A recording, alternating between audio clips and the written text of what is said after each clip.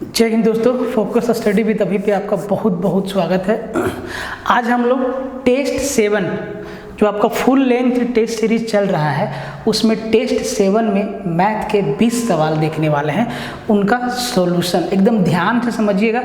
तो जो लोग टेस्ट अटेम्प्ट कर रहे हैं उनके लिए तो ये बहुत ही अच्छी बात है कि आपको यहाँ पे सॉल्यूशन के जरिए कंसेप्ट का भी पता लग जाता है और किस सवाल को किस तरीके से तोड़ना है ये आपको पता चलता है।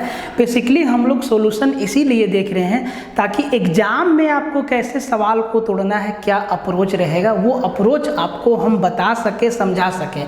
ठीक है, तो ये फुल लेंथ टेस्ट सीरीज जो चल रहा है ना, इसका 7वां टेस्ट का सॉल्यूशन हम लोग देखेंगे। 6 हम लोग देख लिए हैं, सबका लिंक डिस्क्रिप्शन में है, सबके लिए अलग से प्लेलिस्ट बना हुआ है, आप वहां जाके देखिएगा। अगर आपको वो प्लेलिस्ट नहीं मिल रहा है तो आप टेलीग्राम पे मैसेज करिएगा, इसका भी लिंक डिस्क्रिप्शन में दिया है। साथ ही साथ व्हाट्सएप चैनल भी आप ज्वाइन कर लीजिएगा, इसका भी लिंक आपका टेलीग्राम पे शेयर किया जाता है। ठीक है, तो टेस्ट इसमें आपको 20 फुल लेंथ टेस्ट मिला है plus 20 full length test plus 5 GK GS का सेट मिला है। ठीक है, देखिए अगर आपके बहुत लोग के दिमाग में ये चल रहा है कि सर हमें 50-100 सेट लगाना है, मतलब डेली एक सेट लगाना है, सर ज़रूरत नहीं है। आप ज़्यादा पढ़िए और कम टेस्ट लगाइए, ज़्यादा पढ़िए और कम टेस्ट लगाइए। जो भी टेस्ट लगाइए पूरा का पूरा 1 से 150वां सवाल तक विजिट करिए टाइम के अंदर। बल्कि आप जब घर में टेस्ट लगाते हैं तो आप 5 मिनट कम टाइम दीजिए, 10 मिनट कम टाइम दीजिए, कि ताकि एग्जाम में आपके पास 10 मिनट समय बचा रहे। अब 150 सवाल को ना कम से कम टाइम में 2 घंटा का टाइम मिला है, 120 मिनट, तो आप 110-115 मिनट में लगा जाइए, 120 सवाल में घूम जाइए। ये होता है आपका प्रैक्टिस। ऐसे करने से क्या होगा कि आप वहाँ पे बेहतर परफॉर्मेंस कर पाएंगे। ठीक है, तो 20 टेस्ट प्लस 5 जीके जीएस का सेट मिला है। टेस्ट आप लोग देख रहे हैं, एकदम एक एक सवाल को ठीक से डाला गया है, सिलेबस के हिसाब से डाला गया है, हर तरीके का एक्सपेक्टेड क्वेश्चन भी डाला गया है, हर एक चैप्टर से डाला जाता है। ठीक है, इसके अलावा जो अपना ऐप है ये आपको कहाँ मिलेगा, तो फोकस स्टडी विद अभी ऐप का लिंक आपका डिस्क्रिप्शन में भी है और कमेंट में भी पिन किया हुआ है, या आप डायरेक्ट प्ले स्टोर से फोकस स्टडी विद अभी को सर्च करके डाउनलोड कर सकते हैं। वहाँ पे आपको इस टेस्ट के अलावा मैथ 299 में कंप्लीट अर्थमेटिक प्लस एडवांस, देखिए अभी एग्ज़ाम आने वाला है, वैकेंसी भी आ रहा है। ठीक है, ये बात अलग है कि एग्ज़ाम थोड़ा डिले हो रहा है, बट उसमें क्या है कि बहुत छोड़िए, उसे हटाइए। Math 299, reasoning 199, general science Abhishek sir 499, complete Hindi English bilingual with PDF, मतलब हैंड रिटेन नोट्स भी आपको दे रहे हैं, और सबका कॉम्बो 699 का है। इसके अलावा और भी टेस्ट है, कंप्यूटर भी है आपका 1 रुपया में। ठीक है, उसके अलावा स्पेशल मैथ्स का भी सेट है, आप उसको भी देख सकते हैं। ठीक है, तो आपको शुरू से लेके आखिरी तक वीडियो देखना है। और जो लोग टेस्ट ज्वाइन नहीं किए हैं ना, आपके लिए ये 20 सवाल प्रैक्टिस होने वाला है एकदम एग्जाम के अकॉर्डिंग विथ स्मार्ट अप्रोच। देखिए स्मार्ट अप्रोच बोलता है, स्मार्ट अप्रोच, भाई अप्रोच सुंदर नहीं होता, आपका बेसिक जितना बढ़िया रहेगा ना, आप जितना बढ़िया कंसेप्ट को समझेंगे ना, एग्जाम में आप कम से कम स्टेप में सवाल को तोड़ने लगेंगे। यही तो स्मार्ट तरीका है। ठीक है, तो उसके पीछे बेसिक कहानी जरूर होगा, और अगर आपका बेसिक थोड़ा सा वीक है तो आप मैथ्स 299 में एकदम आंख बंद करके भरोसा करके आप जाइए, पहले आप देख लीजिए, उसके बाद आप इसको परचेज करिए। ठीक है, झारखंड में 20 सवाल आएगा ना भाई, तो 20 में 20 बनेगा आपका। आप ध्यान दीजिएगा, बहुत तरीका से हर एक चीज़ को डाला गया है इसमें। ठीक है, और ये भी बाइलिंगुअल है, कंप्लीट कोर्स बाइलिंगुअल है। ऐसा नहीं कि सिर्फ बाइलिंगुअल बोलने का, पूरा का पूरा बाइलिंगुअल है, चाहे मैथ हो, चाहे रीजनिंग हो, चाहे साइंस हो, सब का सब बाइलिंगुअल है। तो पूरा वीडियो देखिएगा शुरू से लेके आखिरी तक, और कमेंट में अपना आंसर जरूर डालिएगा। और जो लोग चैनल पर नए हैं ना, सपोर्ट दो, अभिषेक सर को भी सपोर्ट दो। ठीक है, वो बहुत अच्छा अभी आप लोग के लिए वीडियो ला रहे हैं। झारखंड में जो भी एग्ज़ाम होगा ना, उसके लिए वो आप एकदम अच्छा वीडियो ला रहे हैं, तो उनको सपोर्ट दोगे तब ना भाई, अपना उत्साह दिखाओगे तब ना। आपके लाइक करने से, आपके कमेंट करने से, चैनल को शेयर मारने से ही तो हम लोग उत्साहित होते हैं, ठीक है। वैसे डिमोटिवेट होना मेरा काम नहीं है, ठीक है, लेकिन आपको ये चीज़ करना चाहिए, ठीक है। चलिए तो शुरू से लेकर आखिर तक देखिएगा और एक एक सवाल का आंसर कमेंट में आप जरूर दीजिएगा, ठीक है। बहुत ही बेहतरीन सवाल है। पहला सवाल, आदत है एडवांस पोर्शन से पहला सवाल लेने का, ठीक है। कहता है कि ABC एक समबाहु त्रिभुज है, इक्विलेटरल ट्रायंगल है ABC, जो AB इक्वल टू 5 सेंटीमीटर। अगर एक साइड का लेंथ 5 सेंटीमीटर है तो दो और का लेंथ भी 5-5 सेंटीमीटर होगा, क्योंकि इक्विलेटरल है। देखिए ऐसे ना समझते चलिएगा, ठीक है। मान लीजिए कि एंगल A का समद्विभाजक BC को x में और वृत्त को y में मिलता है, तो ax इंटू AY, देखो ax इंटू AY हमसे पूछा है, ax इंटू AY हमसे पूछा है। कितना खूबसूरत कंसेप्ट है, अभी आपको पता चलेगा सर्कल का। आपको सर्कल वाले पार्ट में पूरा डिटेल में बताया है ये चीज़, ठीक है। तो जैसे कि एक सर्कल है मेरा, ये बड़ा सा सर्कल बना दिए, ठीक है। इसके अंदर एक ट्रायंगल है ABC, ठीक, ये मेरा ट्रायंगल है ABC, A, B और C। कैसा ट्रायंगल है? इक्विलेटरल ट्रायंगल है, ठीक। ये 5 है, ये 5 है, तो ये भी 5 होगा, हर तरफ 5-5 है, यहाँ भी 5 है, यहाँ भी 5 है, ये भी 5 होगा। कहता है कि एंगल A का एंगल बाइसेक्टर, देखो कौन समद्विभाजक, तो एंगल A का एंगल बाइसेक्टर ना BC को x पे मिलता है। अब देखो ये एंगल A है, इसका एंगल बाइसेक्टर BC को कहाँ मिला? x पॉइंट पे। ये क्या है? x पॉइंट है। और सर्कल को कहाँ मिला? यहाँ पे। ये क्या है? y पॉइंट है। ये क्या है? y पॉइंट है। तो कहता है कि ax into AY, ax into AY क्या होगा?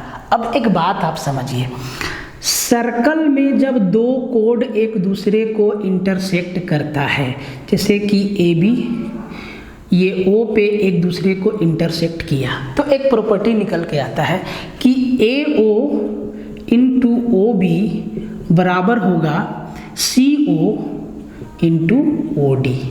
ये प्रॉपर्टी से ये सवाल आपका बनेगा, ठीक है। अब ये चीज़ जिसको मालूम नहीं होगा वो तो ढूंढते रह जाएगा। क्यों ढूंढते रह जाएगा भाई? बताते हैं क्यों ढूंढते रह जाएगा। अच्छा, अब ये चीज़ आपको कहाँ दिखेगा, अभी हम दिखाते हैं।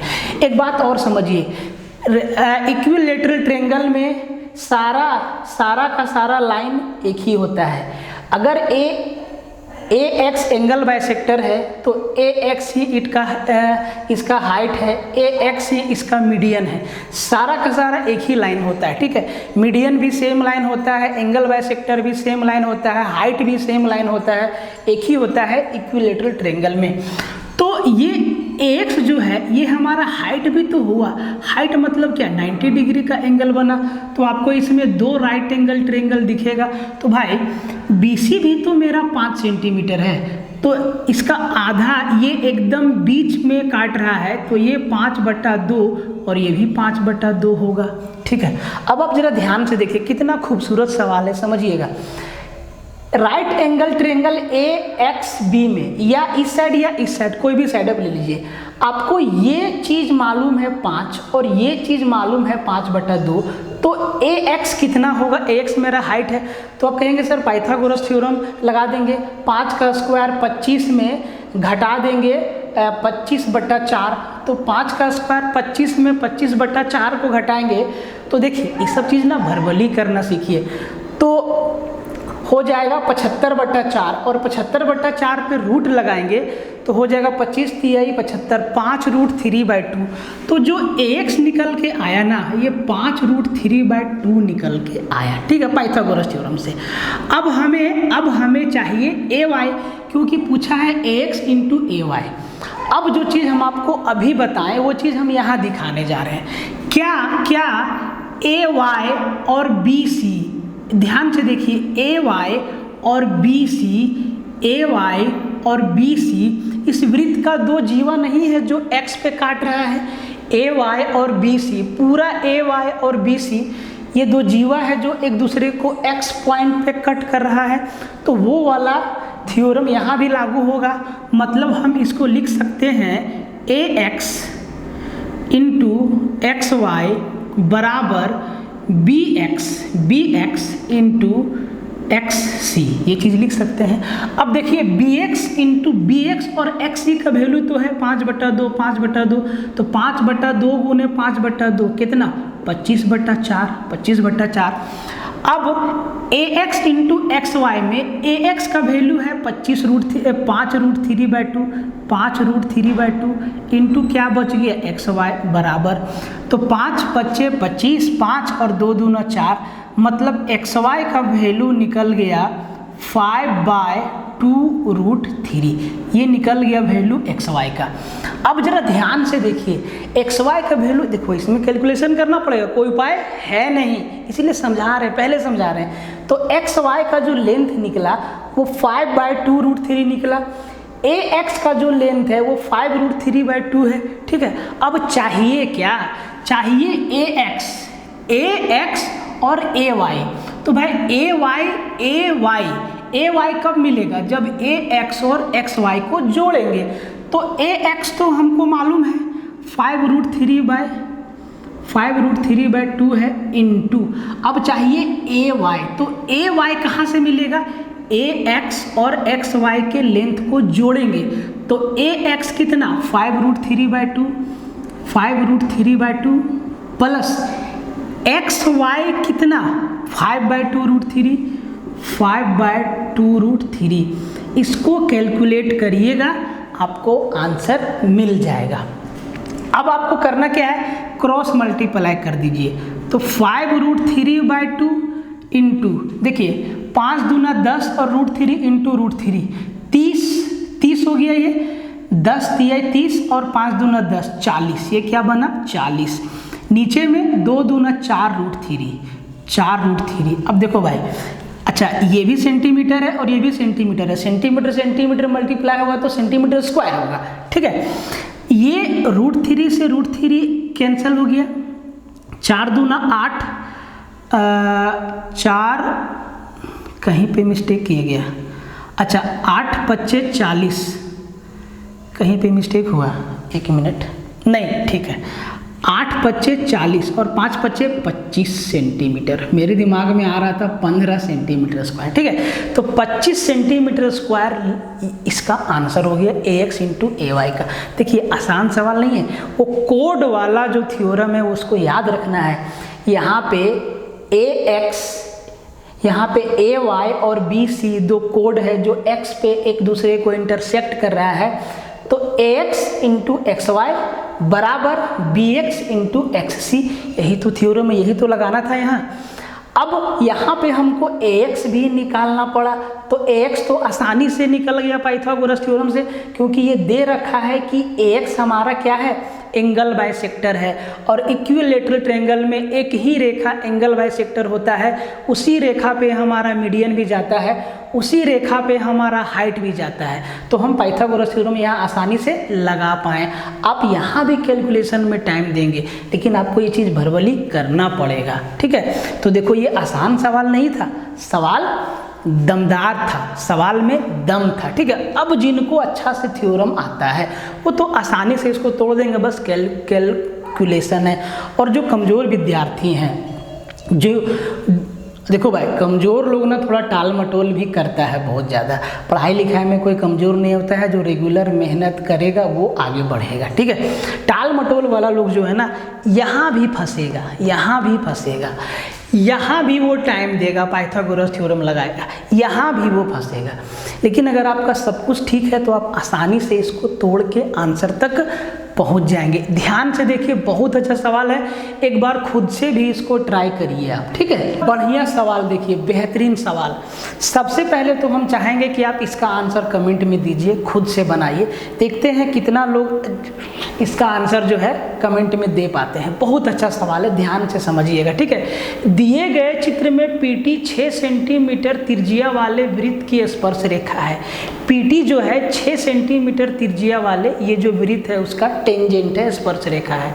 यदि पी केंद्र ओ से 10 सेंटीमीटर की दूरी पर है, पी और ओ की दूरी 10 सेंटीमीटर दिया हुआ है, ठीक है, और पी बी 5 सेंटीमीटर है, पी से बी का लेंथ यहाँ से यहाँ P से B, यहाँ से यहाँ कितना है 5 सेंटीमीटर है, ठीक है 5 सेंटीमीटर है। तो जीवा BC, B से C का लेंथ, ये जो कोड है ना BC, इसका लेंथ क्या होगा? आप देखिए इसका रेडियस दिया है 6 सेंटीमीटर और PT हमारा क्या है स्पर्श रेखा है।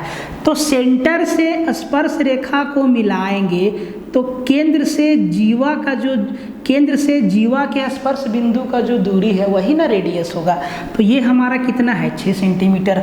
और जिस बिंदु पे स्पर्श रेखा और त्रिज्या मिलता है वहाँ पे 90 डिग्री का एंगल बनता है। समझिएगा ध्यान से, 90 डिग्री का एंगल बनता है, ठीक है समझिएगा। अब आप देख पा रहे हैं कि P से O का लेंथ तो 10 सेंटीमीटर दिया हुआ है, PO कितना है 10 सेंटीमीटर है और OT कितना है 6 है। तो ये ऑटोमेटिक कितना हो जाएगा 8 सेंटीमीटर, क्योंकि 6, 8, 10 हमारा ट्रिपलेट है, राइट एंगल ट्रायंगल का ट्रिपलेट है, पाइथागोरियन ट्रिपलेट है। ये हमारा 8 सेंटीमीटर निकल गया। अब बोला है मेरे भाई, अब बोला है हमें BC का लेंथ निकालना है। अगर आपको थ्योरम याद है कि PT स्क्वायर बराबर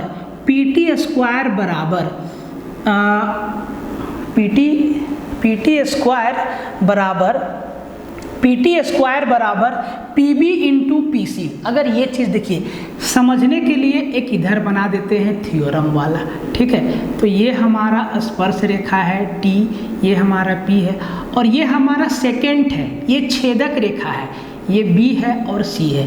तो इसका सीधा रिलेशन बनता है PT स्क्वायर बराबर PB इंटू PC।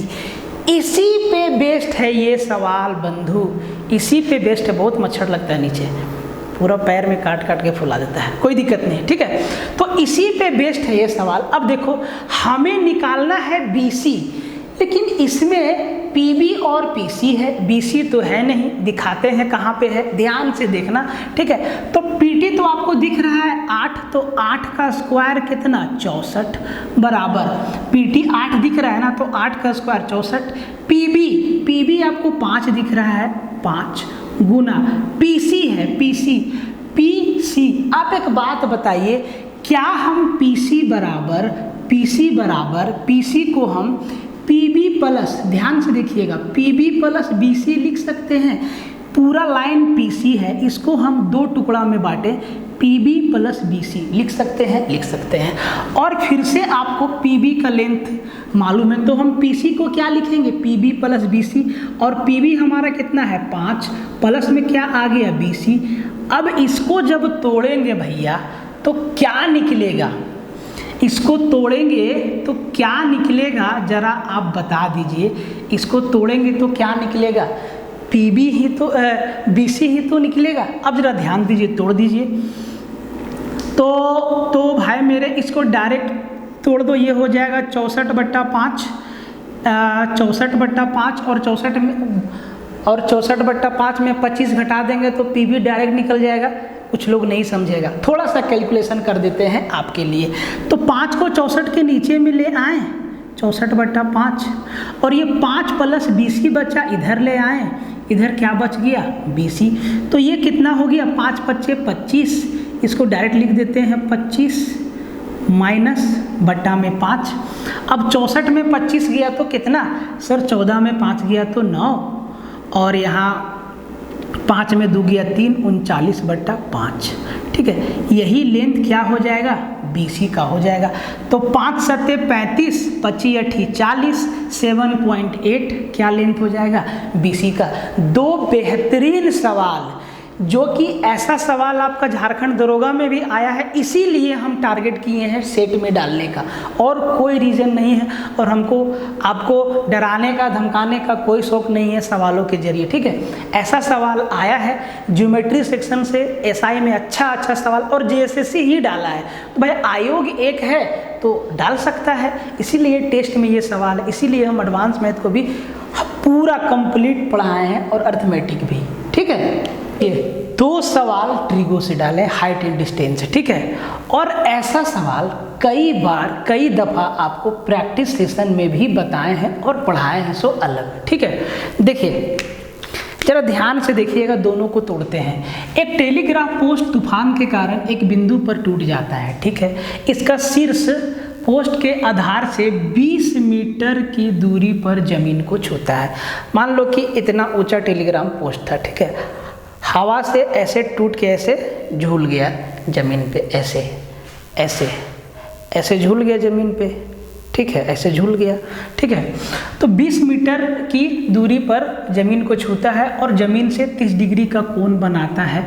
पोस्ट की ऊंचाई कितनी थी, पोस्ट की ऊंचाई कितनी है या थी, ठीक है। तो ये जो टेलीग्राम पोस्ट है ना भाई, ऐसे मान लो ये इतना लंबा था, ठीक है। ये यहाँ से टूट गया और टूट के ऊपर वाला हिस्सा ऐसे जमीन पे गिरा, और जहाँ पे गिरा ना वहाँ से आधार का दूरी कितना था मालूम, 20 मीटर, ठीक, 20 मीटर था, 20 मीटर था। अब जरा ध्यान से देखिए, अब जरा ध्यान से देखिए, और जो एंगल बना ना वो बना 30 डिग्री, ठीक। और यहाँ पे कितना है, ऑटोमेटिक 90 डिग्री है, खंभा एकदम सीधा है तो 90 डिग्री का एंगल है। ये 20 मीटर है, ये 30 डिग्री है। कहता है कि पोस्ट की ऊंचाई, ये पूरा कंप्लीट हाइट कितना था। तो हमको कंप्लीट हाइट कैसे मिलेगा, सबसे पहले सोचो जरा, अकबकाने का बात नहीं है, ऐसा नहीं है कि बहुत मुश्किल सवाल है, आसान सवाल है, सोचने के लिए कह रहे हैं ताकि आपका कंसेप्ट मजबूत हो। तो ये वाला लेंथ, ये जो झुका हुआ है ज़मीन पर, और ये वाला लेंथ यहाँ से यहाँ को जोड़ेंगे तो पूरा हाइट मिलेगा, क्योंकि यही वाला पार्ट ना यहाँ पे झुक के गिरा है, टूट के, ठीक है। अब आपको रेशियो मेथड पे लेके चलते हैं। आपको हम क्या बताएं, आपको हम ये चीज़ बताए हैं, ये चीज़ बताए हैं, थोड़ा सा इंट्रो, थोड़ा सा आपको बेसिक में लेके चलते हैं कि 30 डिग्री। सर 30 डिग्री का वैल्यू क्या होता है, 1/√3, मतलब 30 के सामने 1 होता है और यहाँ पे कितना बचा, 60, यहाँ पे कितना 90, तो 60 के सामने क्या होता है, √3, 60 के सामने क्या होता है, √3। यहाँ पे 30 है, यहाँ पे कितना है, 60 डिग्री। तो 60 डिग्री का वैल्यू क्या दिया है, 20 मीटर, मीटर में क्या दिया है, 20 मीटर, मतलब √3 का वैल्यू कितना, 20 मीटर।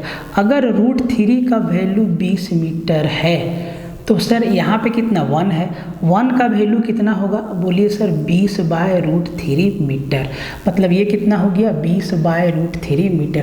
देखिए रेशियो मेथड से कितना आसानी से निकल जाता है, ठीक है। अब हमें ये वाला लेंथ चाहिए, अब हमें ये वाला लेंथ चाहिए। अब देखिए, अब जरा ध्यान से देखिए, अब जरा ध्यान से देखिए, एक चीज़ आपको और बताते हैं, एक चीज़ आपको और यहीं पे समझा देते हैं, ठीक है।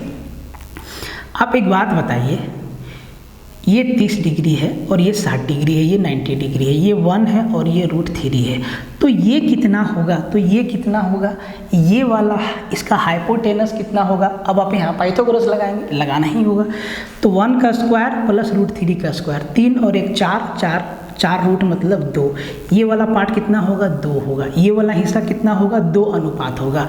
और आपको 1 का वैल्यू कितना मिला है, 1 का वैल्यू मिला है आपका, 1 का वैल्यू मिला है 20/√3, 20/√3। अगर 1 का वैल्यू 20/√3 है, 20/√3 है, तो 2 का वैल्यू कितना होगा सर, 40/√3, 40/√3। अब ऐसे भी समझ सकते हैं, अगर 1 का वैल्यू 20/√3 है और ये 2 है तो ये इसका 2 गुना होगा, 40/√3। अब बोला है कि सर पोस्ट का ऊंचाई कितना था, पोस्ट का ऊंचाई कितना था। ऑप्शन हमको लग रहा है कि हम गलत डाल दिए हैं कुछ, ठीक है, कोई दिक्कत नहीं, देख लेंगे। तो इसको और इसको जोड़ दीजिए, इसको और इसको जोड़ दीजिए, इसको जोड़ दीजिए, तो ये 20 और 40 कितना, 60/√3 हो जाएगा। और 60/√3 तो ऑप्शन में है नहीं एक भी, और इसको √3 से ऊपर नीचे मल्टीप्लाई कर देते हैं तो √3 × √3 मतलब 20√3 आ जाएगा पोस्ट का ऊंचाई, पूरा खंभा का ऊंचाई।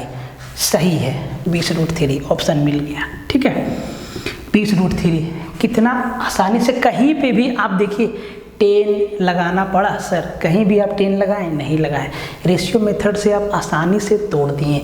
तो आप ना एक चीज़ दिमाग में एकदम बिठा लीजिएगा, आप दिमाग में एक चीज़ बिठा लीजिएगा कि राइट एंगल ट्रायंगल में ये आपको ना हर जगह काम आएगा, ये आपको हर जगह काम आएगा, ठीक है। कि अगर 30 है ना तो ये 60 बचा, ये कितना 90 बचा, तो 30 के सामने 1 है, 60 के सामने √3 है और 90 के सामने 2 है। ठीक है, ये इसको हाइट माने, इसको बेस माने और इसको हाइपोटेनस माने या इसको लंब मानिए, तो इनका रेशियो क्या हो गया देखिए, तो 30 डिग्री अनुपात 60 डिग्री अनुपात 90 डिग्री, बस याद रखने के लिए बता रहे हैं। तो 30 के सामने क्या 1 रखना है, 60 के सामने क्या √3 रखना है और 90 के सामने क्या 2 रखना है। यही इनका साइड का रेशियो हो गया और इसी रेशियो की मदद से हम लोग आसानी से तोड़ देते हैं। ठीक, अब देखिए इस सवाल को, इस सवाल ये वाला जो सवाल है कहता है, ये वाला सवाल कहता है कि एक पल में एक खंभे की छाया ऊंचाई का 3 गुना का वर्गमूल है, ऊंचाई का 3 गुना का वर्गमूल है, मोड़ का उन्नयन कोण ज्ञात करिए। बहुत लोग कंफ्यूज हो जाएगा यहीं पे कि 3 गुना का वर्गमूल क्या होगा, समझिए, समझाते हैं ध्यान से। ये हमारा एक मान लीजिए खंभा है, ठीक, तो ये इसका छाया है, ठीक है, नहीं छाया इसका ये होगा ज़मीन पर, ठीक है, छाया इसका ये है, ये इसका छाया है। तो जितना खंभा का ऊंचाई है उसका 3 गुना का वर्गमूल उसका छाया का लंबाई है। तो अगर खंभा ये यहाँ पे 90 डिग्री बनेगा, अगर खंभा का ऊंचाई 1 है, 1 यूनिट है, तो ये छाया का लंबाई कितना होगा 3 गुना का वर्गमूल मतलब √3। तो कहता है मोड़ का उन्नयन कोण, सर ए वाला एंगल कितना होगा, तो आप एक बताइए, ये 1 है, ये √3 है, तो ये 30 डिग्री नहीं हो जाएगा भाई, तो सीधा 30 डिग्री आंसर नहीं मार देंगे। कितना समय लगा बोलो, समय लगा, सवाल भी छोटा था, कंसेप्ट भी जोड़ था, तुरंत आंसर हो गया। ये तो देखते ही आंसर करने वाला सवाल था। तो ये दोनों सवाल आपको बेहतर ढंग से समझ में आया होगा, समझ में आ रहा है, कमेंट में यस यस लिखते जाइए और इसको शेयर मारते जाइएगा सेशन को पूरा, ठीक है। और ये कंप्लीट हम आपको कोर्स में बताए हैं, आप जाके एक्सप्लोर कीजिएगा, ठीक है। सवाल को देखिए, कमीशन वाला सवाल है, ऐसा सवाल आपका जो है सीजीएल में आया हुआ है, ठीक है।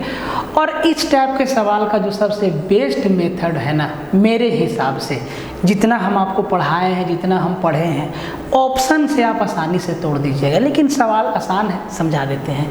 एक दुकानदार 1500 रुपये के मासिक वेतन पर एक नौकर रखा। एक दुकानदार बोला कि हम 1500 रुपये तुमको महीना का देंगे, ठीक है।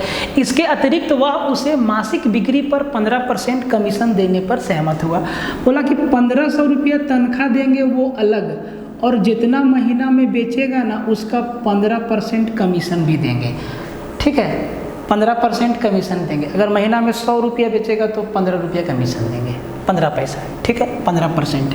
यदि नौकर को अपनी मासिक आय 6000 रुपया करना है, अगर उसको ना महीना में 6000 रुपया चाहिए, 1500 तो सैलरी उसको मिलेगा ही मिलेगा, लेकिन उसको 6000 चाहिए कमीशन लेके, तो उसको महीना में कितना बिक्री करना पड़ेगा। एक बात बताइए, 6000 रुपया उसको चाहिए, एकदम सीधा आपको समझाते हैं बच्चा जैसा। 6000 चाहिए उसको, 6000 में से 1500 तो उसको तनख्वाह मिलेगा, मतलब उसको 4500 कमीशन चाहिए। कितना कमीशन चाहिए सर? 4500।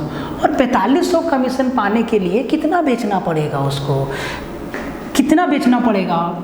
15%, मतलब 4500 का वैल्यू ही तो 15% है। 15% बराबर 4500, तो 100% बराबर 15% बराबर 4500, 1% बराबर 15 या 45, 300, 300 पे 2 जीरो, मतलब 100% बराबर 30,000, मतलब उसको महीना का 30,000 रुपया बेचना पड़ेगा। अब हम ऑप्शन से आपको काहे बोले, देखो ये तो वैसे भी आसान है, लेकिन अगर आप यहाँ इस तरीके का कैलकुलेशन कर पाते हैं सीधा भरबली तो बहुत आसान है, नहीं तो सुनिएगा, आप ऑप्शन का ही 15% निकालिएगा, जो आपको सबसे आसान ऑप्शन दिखता है। तो 20,000, 40,000, 30,000 एकदम आसान है। तो अगर 40,000 का 15% देखें तो 15 चौके 60, 6,000 रुपया हो जाता है सिर्फ कमीशन। ये तो नहीं होगा, क्योंकि उसको कमीशन और तनख्वाह मिला के 6,000 चाहिए। 30,000 बेचा है, 30,000 का 15%, 15 3 है 4500, 4500 और 1500 उसका तनख्वाह, 6,000 हो गया। सीधा आंसर ठोक दीजिए भरबली। लेकिन छोटा अप्रोच भी आपके सामने है, XYZ तो कुछ माने नहीं, सवाल बहुत आसान है। मेरा मानना है कि अर्थमेटिक और पूरा एडवांस में आपको थोड़ा बहुत फॉर्मूला याद रखना है, लेकिन अर्थमेटिक खास करके number system, profit loss, SI, CI, alligation, mixture, train, ये सब इतना लॉजिकल चैप्टर है ना कि आप अपना समझ से इसको तोड़ सकते हैं। बात को देखिए, टाइम एंड स्पीड का बहुत ही फेमस सवाल है, स्कूल वाला, ठीक है, या ऑफिस वाला। इसको आप दो तरीका से बना सकते हैं। एक तो बेसिक लंबा चौड़ा में जाएगा, दूसरा उसी बेसिक का कंक्लूड फॉर्म जो कि आपको डायरेक्ट आंसर देगा। ये कोई ट्रिक नहीं है, वो उसी बेसिक का आखिरी वाला हिस्सा है, ठीक है। कहता है कि एक दिन एक छात्र अपने घर से चलकर 2.5 किलोमीटर पर आवर की गति से चलता है और 6 मिनट देरी से स्कूल पहुंचता है। 6 मिनट देरी से स्कूल पहुंचता है। अगले दिन वह अपनी गति 1 किलोमीटर पर आवर बढ़ा देता है और 6 मिनट पहले स्कूल पहुंच जाता है। उसके घर से स्कूल कितनी दूरी है? पहले आपको थोड़ा सा आइडिया दे देते हैं कि 6 मिनट देरी और 6 मिनट पहले क्या है। मान लेते हैं कि आपको स्कूल का टाइमिंग है ठीक 10 बजे। अगर आप 6 मिनट लेट पहुँच रहे हैं, अगर ये आपका स्कूल का टाइम है, इसी टाइम पे आपको स्कूल पहुंचना है। अगर आप 6 मिनट लेट पहुंच रहे हैं, इसका मतलब ये है कि आप 10:06 पे स्कूल पहुंच रहे हैं। 10:06 पे आप स्कूल पहुंच रहे हैं। 10:06 पे आप स्कूल पहुंच रहे हैं। ये लेट हो गया। अगर आप 6 मिनट पहले स्कूल पहुंच रहे हैं, आपको पहुंचना था 10 बजे, आप पहुंच रहे हैं 9:54 में। 9:54 में आप स्कूल पहुंच जा रहे हैं 6 मिनट पहले, ठीक है। तो बोला है कि उसके घर से स्कूल का दूरी कितना है, तो डायरेक्ट आपको तरीका बता देते हैं। डिस्टेंस बराबर इस केस में आप लिखिएगा product of speed upon difference of speed into total time TT लिख दिए। उसके स्कूल से घर या स्कूल से ऑफिस, इस केस का इस टाइप का जितना भी सवाल होगा ना उड़ जाएगा इससे। बराबर स्पीड का गुणनफल बट्टा स्पीड का अंतर गुना टोटल टाइम। अब आप फंसेंगे कहाँ? टोटल टाइम में आपको फंसने नहीं देंगे, ठीक है। तो भाई एक बार उसका स्पीड है 2.5 किलोमीटर, अगला दिन वो 1 किलोमीटर बढ़ा देता है, तो अगला दिन का स्पीड कितना? 3.5, मतलब एक दिन जाता है 2.5 किलोमीटर पर आवर और एक दिन जाता है 3.5 किलोमीटर। तो 2.5 किलोमीटर पर आवर मतलब 5/2 गुना 3.5 किलोमीटर पर आवर मतलब 7/2। ये हो गया स्पीड का गुणनफल बट्टा में अंतर। तो 2.5 और 3.5 का अंतर कितना? 1। बट्टा में कुछ नहीं लिखना है, गुना टोटल टाइम। देखो टोटल टाइम का डिफरेंस लेना है, यहाँ पे टोटल टाइम का डिफरेंस लेना है। तो 6 मिनट पहले पहुँचा और 6 मिनट बाद पहुंचा, तो टोटल टाइम का डिफरेंस कितना हुआ? 6 और 6 12 मिनट। ये किलोमीटर पर आवर में है, आवर में चेंज करना होगा 12 मिनट को 12/60 मतलब 1/5। अब ये 5 सत्ते 35 और 2 दूना 4, ये 5 से 5 काट दो ना भाई, 7 को 4 से भागा देंगे तो 4 एकम 4 और 4 सत्ते 28 और 4 पचे 20। 1.75 किलोमीटर उसका घर से स्कूल का दूरी है। डायरेक्ट निकल गया ये, ठीक है। तो याद रखिएगा, जब पहले पहुँचेगा, एक बार पहले पहुँचेगा और एक बार देरी से पहुँचेगा तो टाइम को जोड़ दीजिएगा, क्योंकि वो जुड़ता है, ठीक है। क्यों जुड़ता है बेसिक में आपको बताया। हमसे देखिए टाइम एंड डिस्टेंस से है, एकदम आसान सवाल है, मुश्किल नहीं। सेट में आसान सवाल भी होना चाहिए, एग्जाम में भी आसान सवाल रहता है। एक बस रामगढ़ से अपनी यात्रा शुरू की और 50 किलोमीटर पर आवर की औसत गति से 44 मिनट में देवगढ़ पहुंच गई। 44 मिनट में देवगढ़ पहुंच गई। यदि बस की औसत गति 5 किलोमीटर पर आवर बढ़ा दिया जाए तो समान दूरी तय करने में कितना समय लगेगा? एक बात बताओ भाई, भाई सबसे पहले ये तो निकाल लें कि कितना रामगढ़ और देवगढ़ के बीच कितना का दूरी है। तो भाई मेरे 50 किलोमीटर डिस्टेंस बराबर क्या होता है, speed into time. 50 kilometre per hour की स्पीड से 44 मिनट तक चला है। स्पीड किलोमीटर पर आवर में है, टाइम हमारा मिनट में है, आवर में चेंज करना पड़ेगा तब जाके डिस्टेंस किलोमीटर में मिलेगा। ठीक है, तो 50 गुना 44, तो 44 मिनट को आवर में चेंज करेंगे भागा 60। ठीक है, तो 5 से 0 0 कैंसल और 2 से 3 बार में 22 बचे 110। 110/3 किलोमीटर का डिस्टेंस आया रामगढ़ और देवगढ़ के बीच। ठीक है, अब इसी डिस्टेंस को कवर करना है फिर से 5 किलोमीटर पर आवर के स्पीड को बढ़ा देना है। पहले स्पीड कितना था 50, अब कितना करना है 55। लॉजिकली समझाते हैं, समझो। स्पीड 50 से 55 कर रहे हैं, थोड़ा सा बढ़ा रहे हैं, तो टाइम पहले की अपेक्षा थोड़ा कम लगेगा, ज़्यादा नहीं, थोड़ा ही कम लगेगा। मतलब पहले 44 लग रहा था तो अब 44 से थोड़ा कम लगेगा। तो सबसे पहले हम ये 30 और ये 44 को तो काट देंगे, क्योंकि पहले 44 मिनट लग रहा है, अब हम स्पीड बढ़ा रहे हैं तो अब भी 44 मिनट नहीं लगेगा। 30 को क्यों काटे सर, तो सर 30 मिनट 44 से ज़्यादा कम है, इसीलिए 30 को काट दिए। अब या तो 40 या तो 38, इन दोनों में से एक मेरा आंसर आएगा। ठीक है, देखो लॉजिक ऑप्शन को एलिमिनेट करना बहुत ज़रूरी है।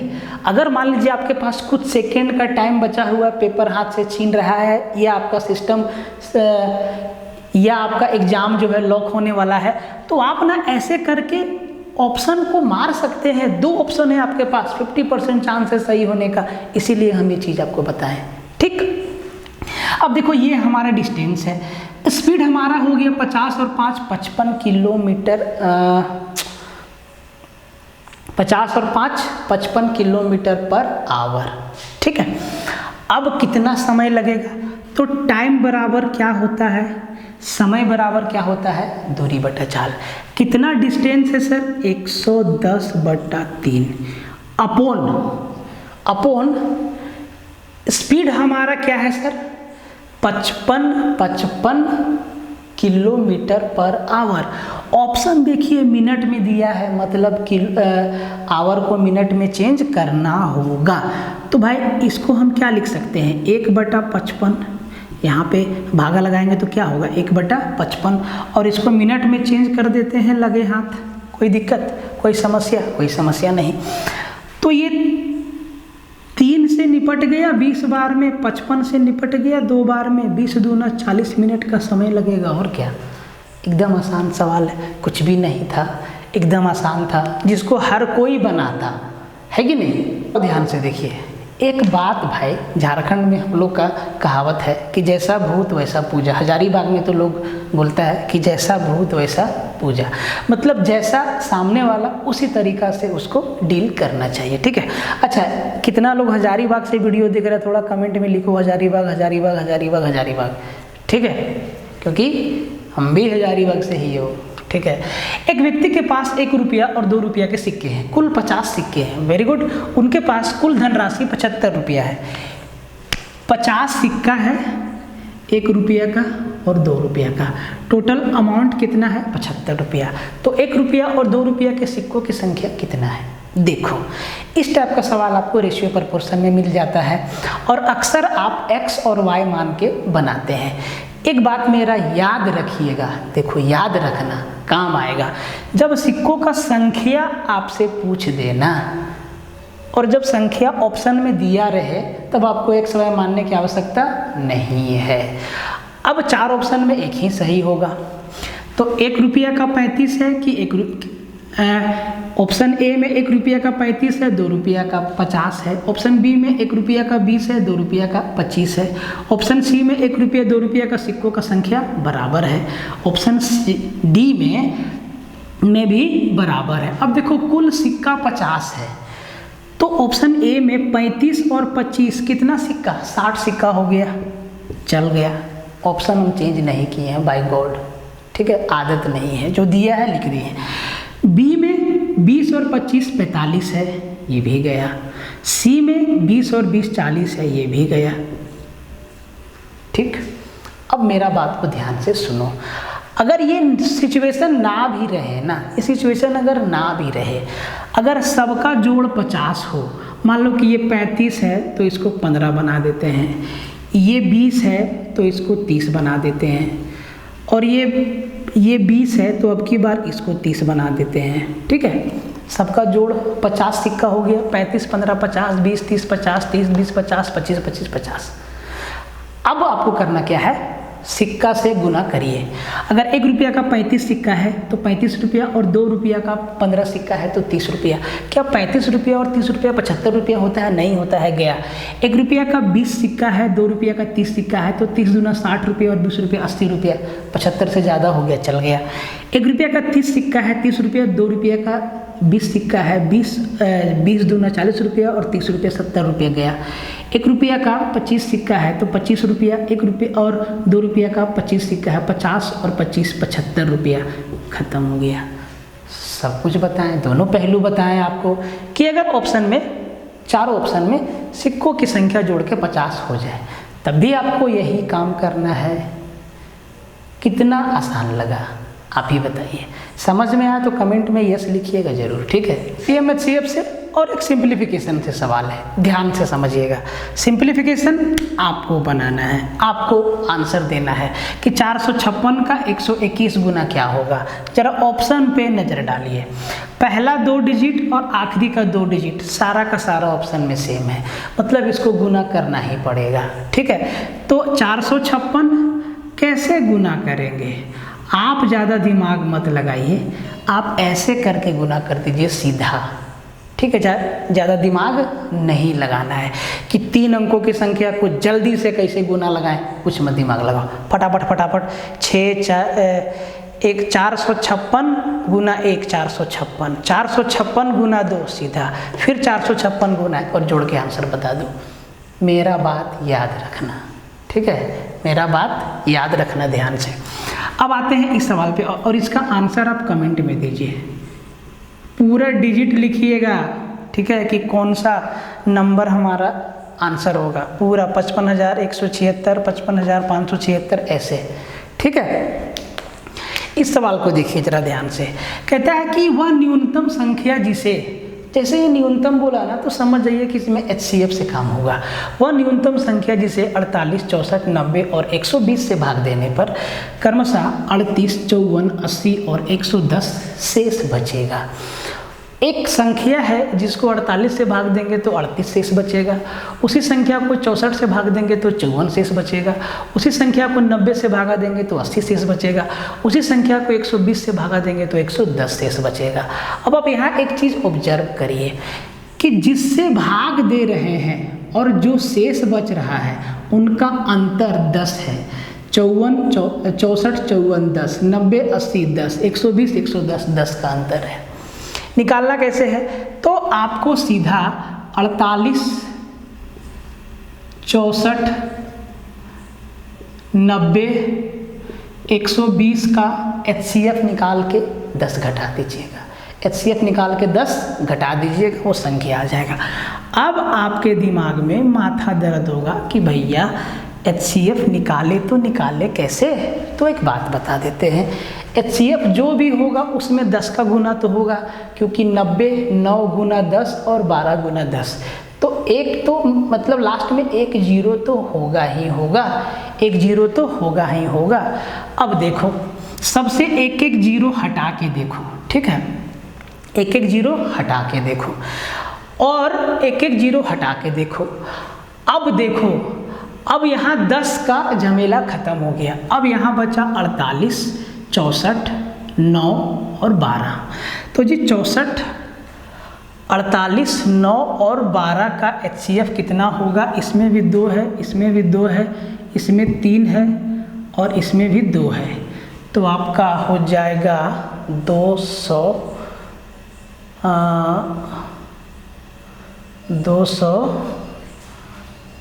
2 4 HCF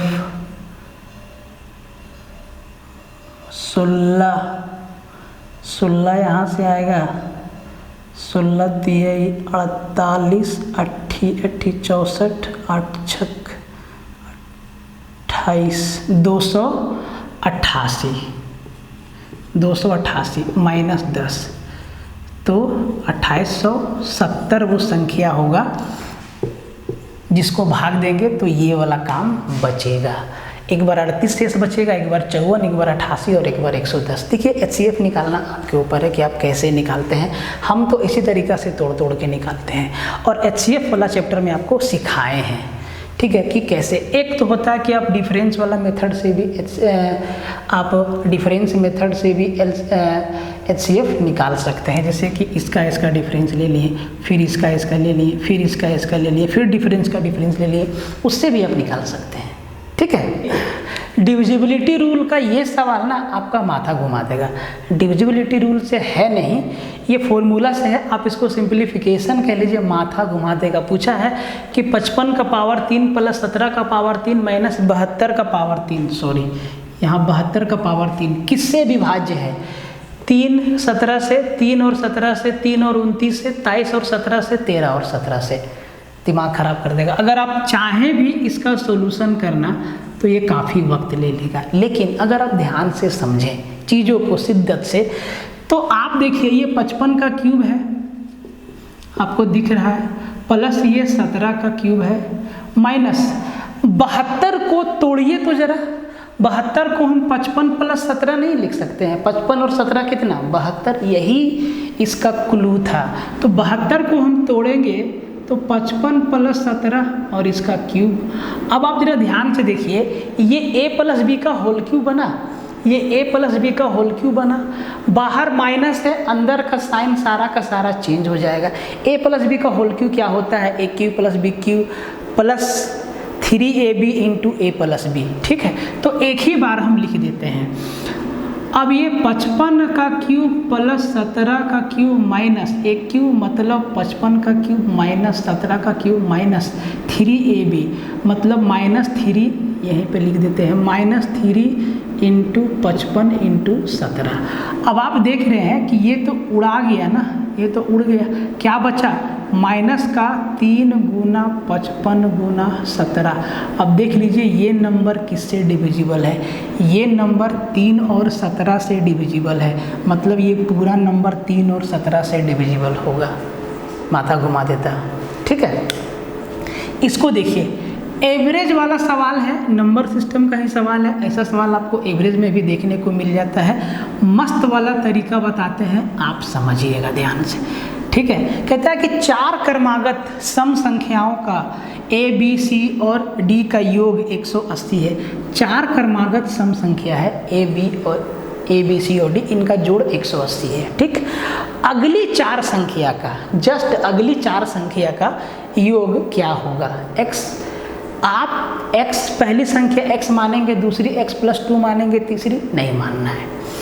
आप देखिए 4 संख्या का योग 180 है, इनका एवरेज कितना है? तो सर 180 को 4 से भागा देना होगा, तो 4 चौके 16 और 4 पचे 20। 4 ये जो लगातार 4 संख्या है उसका एवरेज कितना हो गया सर? 45 हो गया। अब जो अगली 4 संख्या है ना, उसका एवरेज कितना होगा? तो सर 45, 4 संख्या है ना, तो 4 दूना 8, एवरेज 8 ज़्यादा होगा, तो 45 और 8 53 एवरेज होगा। अगली 4 संख्या का एवरेज होगा।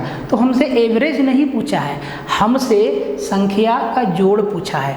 तो अगर एवरेज को संख्या के संख्या से मल्टीप्लाई कर दे, मतलब 53 गुने 4, तो 5 चौके 20, 200 और 4 तिया 12, 212 हमारा क्या हो गया? आंसर हो गया सीधा। कोई दिक्कत, कोई समस्या नहीं। आप इसको ऐसे भी बना सकते हैं, पहली संख्या x, दूसरी संख्या x प्लस 2, तीसरी संख्या x प्लस 4 और चौथी संख्या x प्लस 6 बराबर कितना? 180। सबको जोड़ दीजिए, 4x प्लस 6 और 4 10 और 2 12, इधर आप 12 घटा दीजिए, 70, 70 में 2 गया 168। तो x बराबर आपका हो गया x बराबर हो गया आपका 4 चौके 16, 4 दूना 8, पहली संख्या 42। अगर पहली 42 है तो दूसरा 44 है, ये 42 है, ये हमारा 46 है और ये हमारा 48 है। ये 4 संख्या। अब इसके आगे 4 लगातार, तो 48 के बाद आपका 50 आएगा, 52 आएगा, 54 आएगा और 56 आएगा, सबको जोड़ दीजिए। 50 50 50 50 200, 6 4 10 और 2 12, 212 ऐसे भी आ गया आपका। बेसिक भी बता दिए। कितना बढ़ रहा है भाई, कितना बढ़ रहा है? 12 ही तो बढ़ रहा है, 12 ही तो बढ़ रहा है। आप सिंपल सा बात समझिए, ठीक है, एकदम आसान तरीका आपको बताएं और लॉजिकली बताएं, ठीक है। देखिए साझा वाला सवाल है, पार्टनरशिप वाला। कहता है कि ए, बी और सी साझेदार हैं, ठीक है। ए को लाभ का 2/5 प्राप्त होता है, ए को लाभ का 2/5 प्राप्त होता है। अब यहीं से आपको दिमाग लगाना शुरू कर देना है। अगर ए को 2/5 प्राप्त होता है, मतलब ए को 2/5 मिलता है, तो बी और सी को 3/5 मिलेगा प्रॉफिट का, ठीक। और बी और सी शेष लाभ को समान रूप से बराबर बराबर बांट लेता है। लाभ बराबर कब बांटेगा? जब पूंजी बराबर लगाएगा, ठीक है। सवाल खत्म हो गया। ए की आय 220 रुपया बढ़ जाती है जब लाभ 8% से 10% हो जाता है। यहाँ से ध्यान से देखिए, लाभ जब 8% से 10% हो जाता है, मतलब प्रॉफिट कितना बढ़ा? 2%। और इसी 2% के चलते जो है, इसी 2% के चलते जो है ए को 220 रुपया ज़्यादा मिलता है। अगर 2% का वैल्यू 220 है तो 1% का वैल्यू 110 है, तो 100% का वैल्यू 11,000 होगा। 11,000। अब ये 11,000 क्या है? 100%, मतलब ये ए का पूंजी है। इस अनुपात में पूंजी लगाएंगे, उसी अनुपात में लाभ मिलेगा, ठीक है। मतलब ए का पूंजी कितना लगा सर? 11,000। तो ये तो होगा नहीं, ठीक। दूसरा चीज़, अब जो शेष पैसा बचेगा उसको बी और सी बराबर बराबर बांटेगा, मतलब कैपिटल भी उनका क्या होगा? बराबर बराबर होगा, ठीक है। आप चाहे तो इसको ऐसे भी निकाल सकते हैं। ये जो है टोटल लाभ का आप नहीं, यही ठीक है, कोई दिक्कत नहीं है, डिटेल में जाने की आवश्यकता नहीं है। एग्जाम के लिए यही सही अप्रोच है, ठीक है, यही सही अप्रोच है। एक बात आप ध्यान रखिएगा। या आप इसको कर भी सकते हैं, ये 2/5 का वैल्यू है, तो आप इसको फिर डिटेल में यहाँ से जा सकते हैं, बट टाइम लगेगा। ये सही है, ठीक है। ये 2 आखिरी के सवाल है, बाकी के 3-4 सवाल आसान है। एक सवाल आपका मिक्सचर से है, एक सवाल आपका ट्रायंगल के एंगल का रेशियो से है, वो भी आसान है, और एक सवाल और है जो कि आसान है, ठीक है। ये 2 सवाल बताने लायक है, तो ये आखिरी के 2 सवाल हैं। तो भाई मेरे शेयर मारते जाना, जो लोग भी देख रहा है। एक डिनर सेट को 1500 रुपये अंकित किया गया। एक डिनर सेट का दाम रखा गया 1500 रुपया, उस पर मोहर लगाया गया 1500 का। एक ग्राहक उसके लिए 1173 रुपया का भुगतान करता है। 1500 रुपये की वस्तु को 1173 रुपया में लेके चला गया। यदि ग्राहक को 2 लगातार सक्सेसिव डिस्काउंट दिया गया, ठीक है, और पहली छूट की दर 15% है, तो दूसरी छूट कितना का है? एक बात बताइए, 1500 रुपया पे उसको 2 लगातार छूट मिला, एक 15% और एक ठो और डिस्काउंट मिला उसके बाद। तो पहले अगर 15% का डिस्काउंट मिला तो 1500 का 15% कितना? 15 गुना 15, 225 रुपया का डिस्काउंट मिला। तो 1500 में 225 घटा दीजिए, तो 1500 में 200 गया 1300, और 1300 में फिर 25 घटाइए तो 1275 रुपया। मतलब वो पहला बार डिस्काउंट देने के बाद 1275 पे आया, लेकिन दूसरा डिस्काउंट दिया ना, तब वो 1173 पे आ गया। कितना पे आ गया? 1173। तो दूसरा वाला डिस्काउंट कितना रुपया का दिया? 2 रुपया, 0 और 1, कितना? 102 रुपया का डिस्काउंट दिया दूसरा बार। रुपया में 102 दिया, परसेंट में कितना दिया? तो आप कहेंगे सर 1275 पे ना वो डिस्काउंट दिया। एक डिस्काउंट दूसरा के बाद मिलता है, जो अमाउंट बच जाता है उस पे दिया जाता है, ठीक है। तो आप इसको निकालेंगे 102/1275 गुना 100, कैलकुलेशन लंबा होगा, ठीक। आप इसको ऐसे समझिए, कि 1275 का 10% 127 रुपया 50 पैसा, 1% 12 रुपया 75 रुपया, तो कितना परसेंट 102 रुपया होगा? तो 12 × 5 = 60, बरछक 72, बरसते 84, 12 × 8 = 96, 12 × 9 = 108।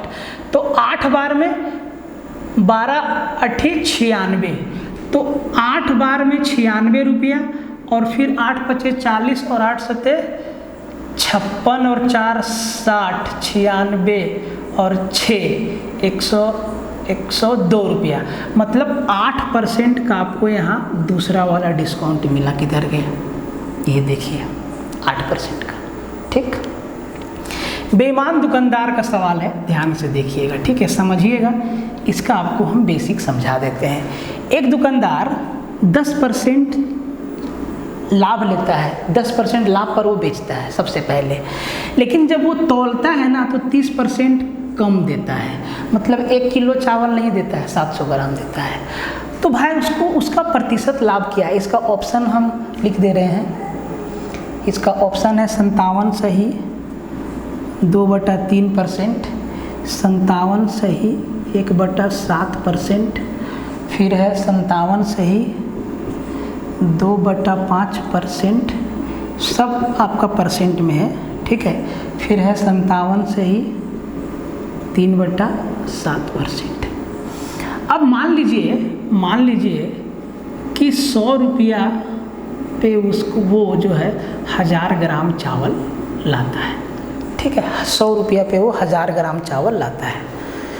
तो पहले वो कितना लाभ पे बेचता है, तो वो 10% का लाभ लेता है, मतलब 110 पर बेचता है, समझते जाइएगा। जब वो 1 किलो चावल बेचता होगा तो वो 110 रुपये लेता होगा, लेकिन क्या वो 1 किलो चावल देता है, नहीं, वो 700 ग्राम चावल देता है। कितना ग्राम चावल देता है, 700 ग्राम, क्योंकि 30% वो कम तोलता है, 30% ना, हाँ 30% वो कम तोलता है। अब आप जरा ध्यान से देखो कि 700 ग्राम का पैसा तो उसका हक बनता है 700 ग्राम का लेने का, लेकिन वो ले लेता है 1 किलो का, तो 700 ग्राम का कॉस्ट तो केजी के हिसाब से बढ़ गया, सेलिंग प्राइस बढ़ गया, ठीक है। दूसरा वाला सवाल तो हम नहीं ले लिए ना, 3-4 सवाल इसी टाइप का एक ही सीरीज में टाइप किया हुआ है। टेस्ट नंबर 7 चल रहा है। 1 मिनट, ठीक है। तो अब एक बात बताइए कि इसके हिसाब से 1000 ग्राम का सेलिंग प्राइस कितना हो गया। तो सर 1000 ग्राम का सेलिंग प्राइस आपका कितना हो गया, 1000 ग्राम का सेलिंग प्राइस हो गया 11,000/700, मतलब 110/7 रुपया, ठीक है। 1000 ग्राम का सेलिंग प्राइस हो गया। अब 1000 ग्राम का सेलिंग प्राइस आपको मालूम चल गया। अरे कोई भी सेट का सवाल होगा, सवाल है, ठीक है, मेरा दिमाग खराब मत करो, ठीक है। अब देखो, ये है आपका सेलिंग प्राइस 1100 होगा ना भाई। अरे 2-3 सवाल मिक्स हो गया क्या, 2 सॉरी, 1100/7 होगा, ठीक है, 1100/7 होगा। चैप्टर में आपको डिटेल में इस पे बताए हैं, ठीक है, 1100/7 होगा। इसका ये सेलिंग प्राइस है, इसका लागत कितना है, 100 रुपया। प्रॉफिट कितना हो रहा है, तो सर 1100/7 माइनस 100, तो 700, 400/7, 400/7 इसका प्रॉफिट हो रहा है। तो परसेंट में कितना हो रहा है सर, तो आपका हो जाएगा 7×5 = 35 और 7×5 = 50, 7×7 = 49, 57 सही 1/7% का इसका क्या हो रहा है, प्रॉफिट हो रहा है, ठीक है। एकदम आसान सवाल था। तो ये था आपका टेस्ट नंबर 7। मिलते हैं टेस्ट नंबर 8 में, और भी आपको बहुत सारा वीडियो देना है अभी। और आपको हम क्या बोले हैं कि कितना लोग हजारीबाग से मेरे भाई बंधु देख रहा है, एक बार कमेंट में हजारीबाग जरूर लिखना।